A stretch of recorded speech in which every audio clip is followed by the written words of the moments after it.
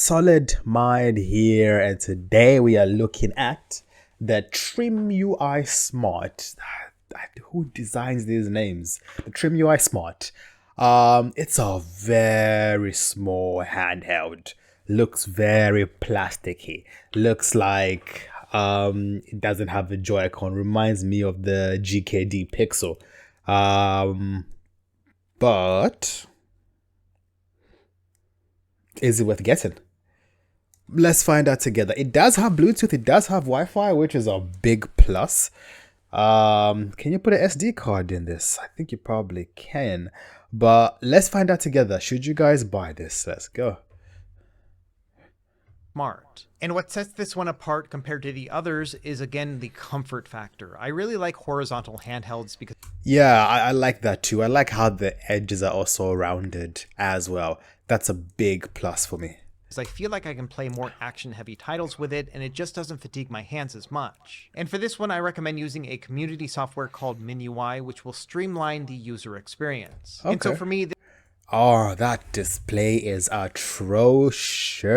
It's small, it's tiny. I've seen cheap handhelds where the screen is bigger than this entire handheld, but that's not why you buy it, is it? You buy this because it's compact, it's cute, you can put it in your back pocket, and you can quickly take it out and play with it, or chuck it in your glove box in your car, or in your backpack, or like a little work bag. And you can play on your lunch, or play, if you're in school, also on your lunch, or play when you get home. So let's continue. So far, I prefer this to this aesthetic is better than the Game Boy side, the GKD side, like the more straighter elements. I am more of a fan of this. This is the best of both worlds in that little boop category, in the sense that it's horizontal, so it's a lot more comfortable to use. I agree. It's still also really small and pocketable, and it's also pretty rugged as well. And so if you're in the market for something super small and cute, and something you can just... Hold on, let's go back a little bit. And it's also pretty rugged as well. And so if you're in the market for something super small and... So it doesn't have R1 and R2. It does have L1 and L2, but not R1 and R2. So there are some games which you need two controls on the top. This only has one control on both sides. So there'll be either one here and one next to it, or one here and one next to it as well. So this, again, might not be the best for much newer games. It might still be only powerful to emulate games up to PS1, but the form factor does make sense. Which isn't bad. So let us do something that makes a lot more sense for me. Cause what's this called? This is called the Trimui Smart. Trimui Smart. It's interesting how these handhelds they're dirt cheap. Hold on.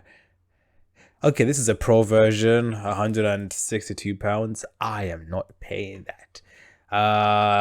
This looks more like it.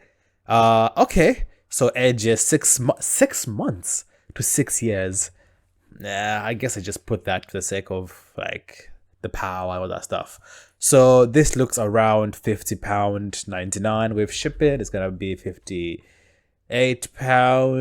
If you got Amazon Plus, it's gonna be just £50.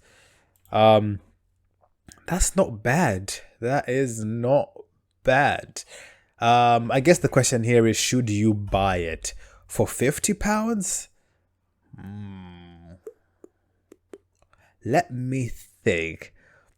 Yes, I would buy it in terms of, yes, there are cheaper handhelds that can do this, but the form factor of this, or for me, the ergonomic feel, is part of the gaming experience. So for that, I would consider getting this if you want a cheap handheld.